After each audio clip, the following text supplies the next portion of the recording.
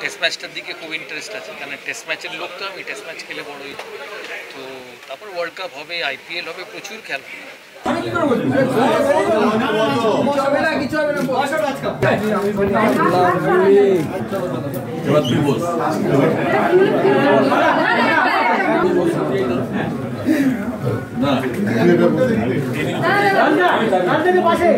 আজকে তো সবে হলো, এবার আমার সিনিয়র আছেন সবাই,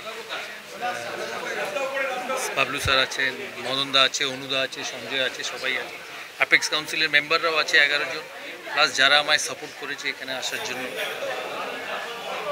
সবাইকে নিয়ে বসে তারপর ডিসাইড করা যাবে।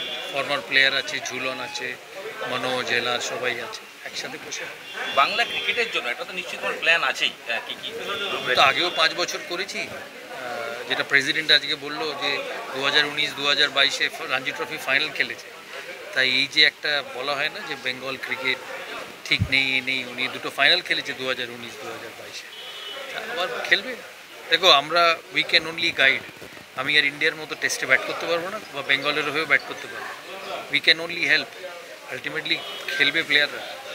একটা স্টেডিয়ামের বিষয় যেটা রাজ্য সরকারের সাথে কথা হয়েছিল, হয় রাজারহাটে একটা, আর ডুমুরজলার ক্ষেত্রে আজকেই ছাড়পত্র এসছে যে একাডেমি করার ব্যাপার।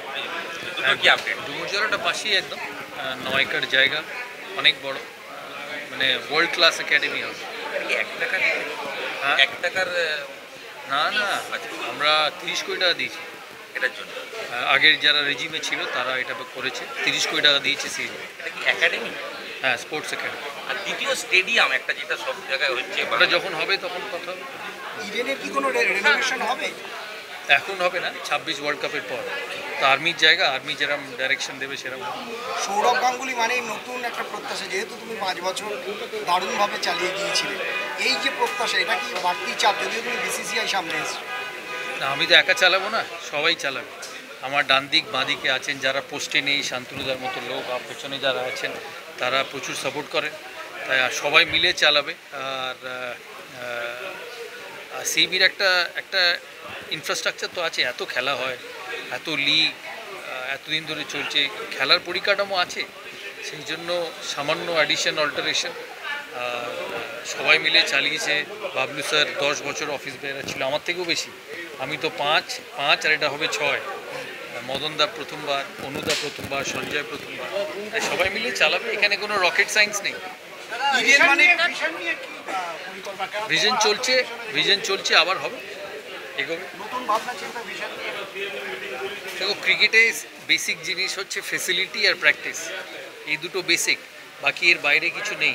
আমার টেস্ট ম্যাচটার দিকে খুব ইন্টারেস্ট আছে, কারণ টেস্ট ম্যাচের লোক তো আমি, টেস্ট ম্যাচ খেলে বড় হয়েছি। তো তারপর ওয়ার্ল্ড কাপ হবে, IPL হবে, প্রচুর খেলা। নতুন বোর্ড সভাপতি সম্বন্ধে তোমার মানে শোনা যাচ্ছে লিটন মিনাসের নাম? শোনা যাচ্ছে না, হয়েছে। শুভেচ্ছা রইল, আশা করি ও ভালো চালাবে, অনেকদিন খেলেছে দিল্লির হয়ে, ভালো করে বোর্ড চালাবে।